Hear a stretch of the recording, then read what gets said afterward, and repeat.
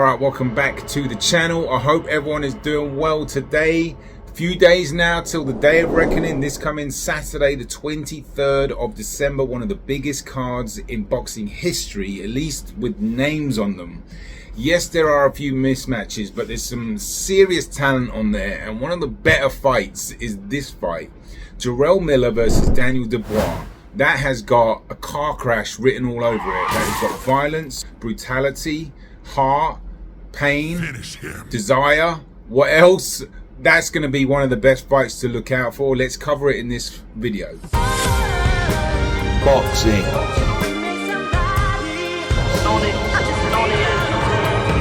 I mean, I'm here for this. I'm here to beat him and put him to sleep and go on and get back into big time.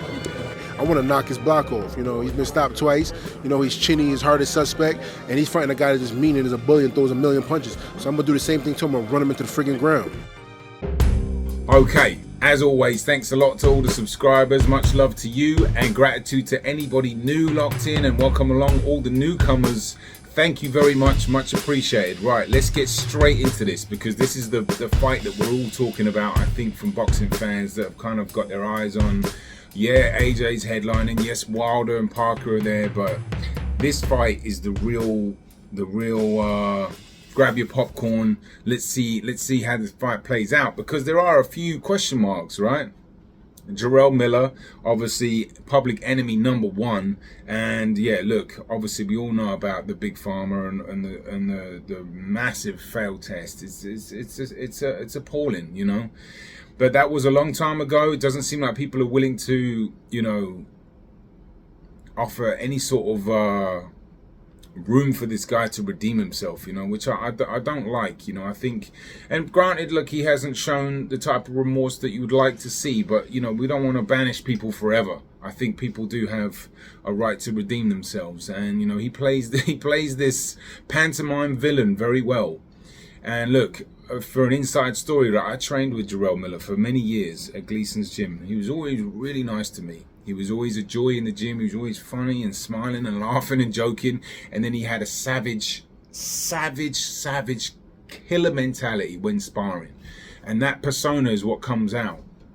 I'm not defending him. I'm just trying to give you my point of view where, you know, I was devastated when I saw that drug use, you know, and I was more devastated for his trainer, Harry Kite, who actually trained me for one fight, because I saw the amount of development that he put in with Jarrell for, you know, almost a decade.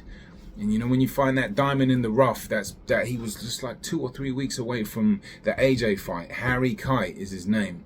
And, you know, that would have been life-changing money for him. Yeah, he found this diamond in the rough. He put in all that work, and finally they get a big fight. All they got to do is get into the ring and have the bell go. And, you know, I feel for Harry big time. I've seen him a couple times. He's not in the gym anymore, but like another gym he is. But like, you know, I just couldn't help but feel for him a lot. So, but look, the past is the past. We're here now. If he doesn't fail these tests again and the fight goes on, let's just move on. At the end of the day, speaking of trainers, James Ali Bashir is now in Jarrell Miller's corner. Okay, that is an interesting move. Obviously, James Ali Bashir was in the Dubois corner for the Usyk fight. Now he expressed he wasn't sure why he's not back there, something like that. There's an interview, it's a really good interview. Shout out to Andrew Tucker World, shout out to Jay Roos Theory. I will leave the link up here with those two dudes that that's a really long interview, but it's excellent. They sit down with James Ali Bashir. I think they know him really well, and he speaks on, he's got a wealth of wisdom, you know, and he speaks on Miller a little bit and the Dubois situation. And just, I haven't watched the whole interview because it's about 3 hours long, but I'm getting through it bit by bit. It's excellent. I highly recommend it. Link up here. Check that out. But that is an interesting addition, okay? Because one, he used to obviously pick Manuel Stewart's brain, and he's been in the game for a very long time, and he's one of the dying breeds of teachers, you know, a philosophical teacher that knows what to say, when to say it, and how to guide fighters. And obviously he's going to be there to bring in any information about Daniel Dubois that we may or may not know. Now, what we do know is that he capitulates when he's under pressure. And what we do though is Jarrell Miller puts on an absolute gargantuan amount of pressure. And then he said gigantic. A massive amount of pressure. The question is for me, can Miller take Dubois' power? I don't think it's going to come down to anything else. I don't think X's and O's really matter in this fight. Jarrell Miller's changed his style a lot since I was watching him in the gyms. He was a lot more light-footed. He was a lot lighter. And he had a lot more head movement. And now he comes in, he's got a very high guard. He uses his forearms to block like that. And there's an absolutely massive amount of space underneath for body shots, which I think it would be advisable for Daniel Dubois to start reeling off some of those uppercuts, the ones that he caught Usyk with. One of them was, that main one was a bit of a low blow, tiny bit. If you look at some of the angles, it was a great shot. And when that happened, I was like, wow, that's a great shot. He should be the champ. But after analyzing it, you really like, it's a little low, but he's still, that shot is there for Dubois, sure, absolutely. But can he hurt Miller? I don't think I've ever seen Miller hurt. I'll tell you a little sparring story at the end. It's not a revealing story. It's just about how I had to come to terms with the some unwritten rules in the gym where, like, you know, if you see somebody get beaten up so badly, you're not really allowed to even, or not allowed, but it's just, you just got to let them be. Unrelated but related, but I'll speak on that at the end. But look, he's got to hurt Miller. He's got to hurt him, because at the end of the day, Miller's a bully. He's a bully, but he's one of those rare bullies that actually can take being bullied back a little bit too. When I say a little bit, I say because I haven't seen anybody be able to do it yet, you know, where they take his stuff and just put it back on him and actually turn the fight around and hurt him. If anyone can let me know if Miller's been hurt, I'd love to hear from you, because I don't think he has, because he does have a massive size advantage now too. And obviously, look, the advantage with the PDs before that. Tragic, really. It's really dangerous to be fighting like that. But nonetheless, that won't be the case now. So will he be as ferocious? He was gassing out pretty hard in the Lucas Brown fight. And it just becomes a war of attrition at that point, you know. And if it gets to that stage where Dubois is getting dragged into a fight, or can't keep his composure, can't use his jab, he can't really box off the back foot that well, he's in a world of trouble, Daniel Dubois. And I actually made a video about 2 weeks ago. I didn't put it out. I wasn't really happy with it, but it was saying, is Frank Warren selling Daniel Dubois out? Because this is not a fight you would really want to put your fighter straight back in after quitting and after losing a tough fight in a tough situation against, you know, Usyk in front of a big crowd. I thought he did all right, considering he's fighting one of the best fighters in the world away from home for a world title. I thought he did okay. Yeah, he got soundly beat, and yeah, he got soundly outpointed, but he had a couple of little moments and he really had a good game plan, and I thought he did okay. Do you know what I mean? I really do. Against Usyk, I'm like, all right, he did all right, being a young kid, and, you know, I think there was room for improvement there. But the quitting thing is never going to leave him. It's quit twice now, and that to me is what is on the cards, unless Daniel Dubois can severely hurt Miller. Severely. And I'm talking about early too, because I think the longer this fight goes, Dubois is going to be made to fight. He's going to be made to fight. He's going to get dragged into the trenches, because Miller just comes to beat you up. He's a bully. He's a bully that can take, a lot of bullies. You push them back and they start to capitulate a little bit, because they don't have that inner heart. It's a very psychological, deep-rooted thing. But I think with Miller, I think he does have that, which is what makes him so dangerous. But I could be wrong. We'll see. It's going to be very intriguing. And like I said, Daniel Dubois does have opportunities here. I think obviously you would like to see him use his jab if he can and stick to a bit of boxing. But like, the more he gets pushed back, I just don't think that's his game. I don't think he's going to be able to really keep Miller off of him. So what would the game plan be for Dubois? You know, I really don't know. I think box and move and jab if you can. Try not to get caught up on the inside in trading and stand stationary and end up fighting Miller. That's a no-no. He doesn't really know how to clinch, Dubois, does he? He gets a little flustered when he does get hit. I remember I was watching the Usyk fight back this morning. He was getting clipped with jabs and he makes this massive, like over-exaggerated, his whole face just, it's just like, bro, you got to be able to take punches a little bit better than that, you know? It's not like you're getting clipped with, I know a lot of those shots Usyk caught him were off by surprise, but he was overreacting big time on a lot of punches, and that's not a good sign. And I just think you got to be able to keep your composure. You got to be able to stick to a game plan, use your jab, maybe tie him up, slow the fight down a little bit. You got to keep this guy off of you. If you can't do it with the power, you got to do it with some trickery, and he doesn't really have that.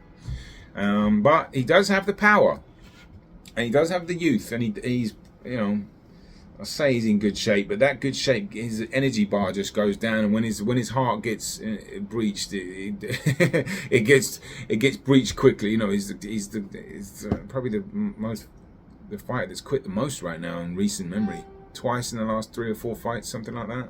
I don't know another fighter that's done that. Maybe there is, but anyway, look, let me tell you that story about sparring. So I remember when I first got into Gleason's gym, right? It must have been about 2009 actually. And I think Miller turned pro 2009. And he was the man in the gym, right?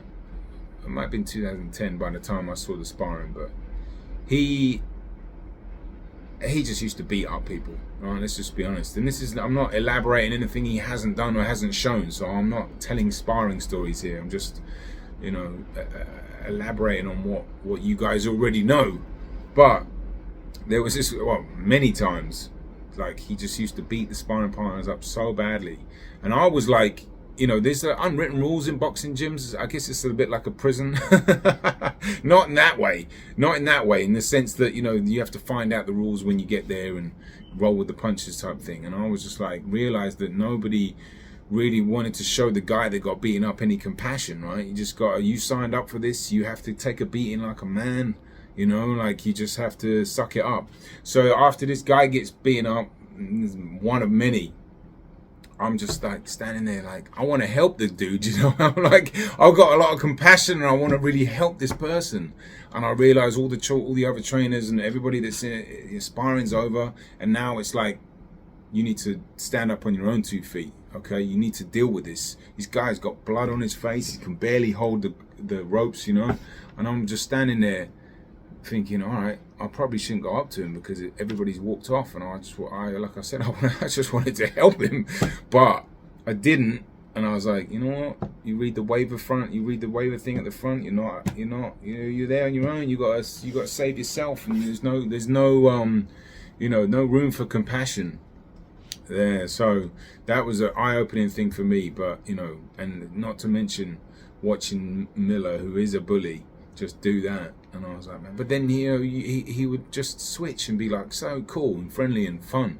And that's a lot of people, a lot of fans don't understand, is like where you can take yourself, you know, mentally, spiritually, physically, whatever is like, you are summoning a gladiator sport. It is what it is. You know, there's a lot of fans that don't seem to grasp this, and he channels that better than anyone I've ever seen in sparring or in, you know, that's really him.